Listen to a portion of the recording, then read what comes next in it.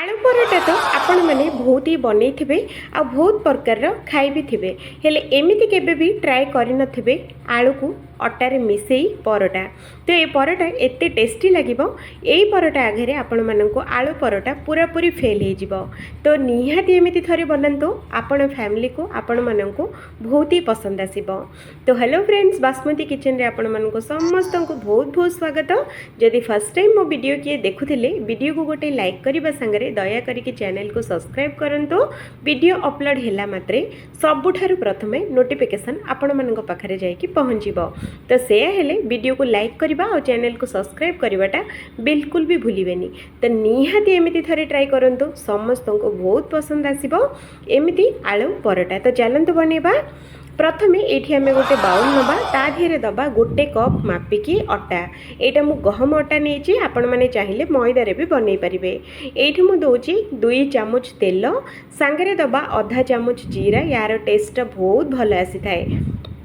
तो आधा चामच जीरा देला परे आधा चामच ये मुझे दूची देखूँ यहाँ हूँ आजवाइन। आजवाइन को सेमती न पकई हाथ में टिके नाकु रगुड़ी की पकेले यार टेस्ट और बास्ना बहुत भल रहे। तो मु हाथ में रगुड़ी की पकईची आमर स्वाद अनुसार लुण अल्प देती। आठी देखूँ यहाँ हूँ आम घर गरम मसला। तो गरम मसला आधा चामच दबा आउ हेंगु गोटे चुटकी ये आम दबा आउ सांगरे आधा चामच ये आम दबा चिली फ्लेक्स, यार फ्लेवरटा बहुत भल थाए। तो ये आम बढ़िया से आपको गोले नवा। जदि चिली फ्लेक्स आपण मानक पाखरे नाही तो कंचा लंका भी आपण माने पूरा टिकी टिकी छोट छोट काटिकी ये आपण माने ऐड कर परिबे। तो ये देखंतु अटाटा बढ़िया से चकुटी खास्ता बनईची। ये देखो मुठे कला मात्रे मुठे होची, आंगुड़ी दबेला मात्रे गुंड होची। तो ये आम कौन करवा पानी ये बिल्कुल दबानी, ये आम दबा सिझा आलू। तो ये मु 2टी सिझा आलू मुझे ताकू एमिति ग्रेट करके दबा। जदि आपण मैंने सेमिति चकुटी की देले कोठी कोठी बड़ बड़ टुकुड़ा रही एते बढ़िया से चकुटी हेबनी। तो से आमको एमिति ग्रेट करके देदेले बहुत ही बढ़िया से बनिबो। तो से मु 2टी जाक आलू एमिति ग्रेट करके आपको दूची। तो आलू ग्रेट कर सारा पर ये आम दबा धनिया पत्र, टेस्ट बहुत भल आसी थाए। तो ये आम दबा 2 चामच दही। दहीटा मु फ्रेश दही देजे, जदि आपण मैंने खट्टा दही अच्छी तो गोटे चामच देबे।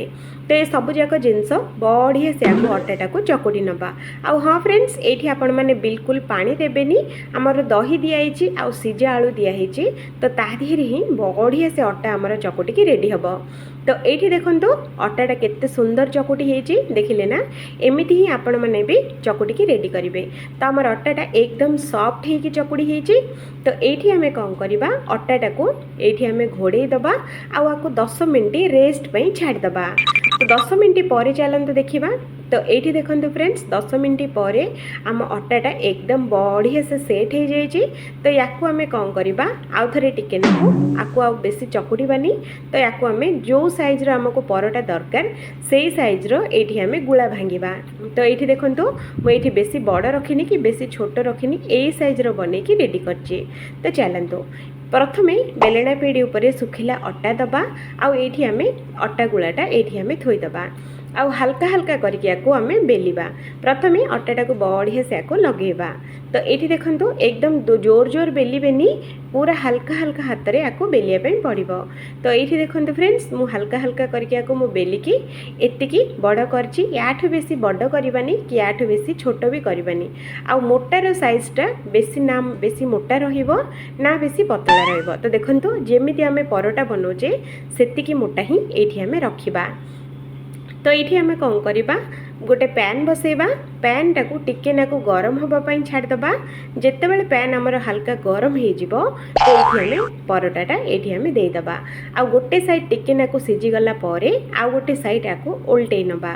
आ ओल्टे सारा पर ये आम हल्का हल्का करके घी लगेबा। फ्रेंड्स आपण मैंने चाहिए तेल भी लगे पारे, किंतु घी देवा द्वारा टेस्ट बहुत भल आसी थाए, आपण मैंने समस्ते जानी। तो ये मुझे घी मु दूची, आपण मैंने चाहिए तेल भी आपको सेकी पारे। तो घीटा को आम एपट सेपट करके 2 पट साइडटा को बढ़िया से आपको सेकी नवा।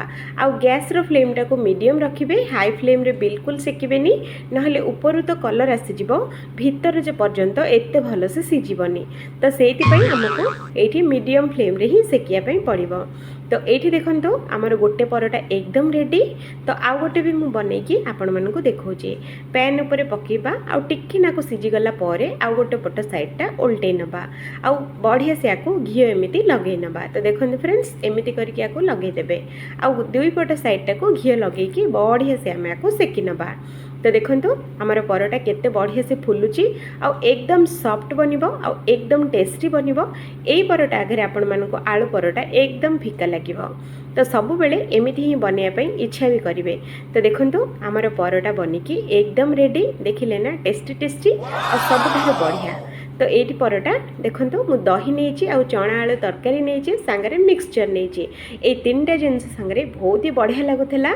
निहाती एमती थरे बनातु समस्त को खुआतु आउ निजे भी खातु समस्ते बहुत ही भल पाइबे। ये परोटा को आलू परोटा खायापी एकदम भूली जाए जदि थरे खाइले एमिति आलू परोटा तो सब बेले एमिति ही बनैया चेष्टा करेंगे। तो वीडियो भल लगे वीडियो को गोटे लाइक करने सांगे दया करके चैनल टी सब्सक्राइब करंतु एमितिका सुंदर आउ सबठारु सहज रेसिपी आम चैनल रे देखिया पाई। जय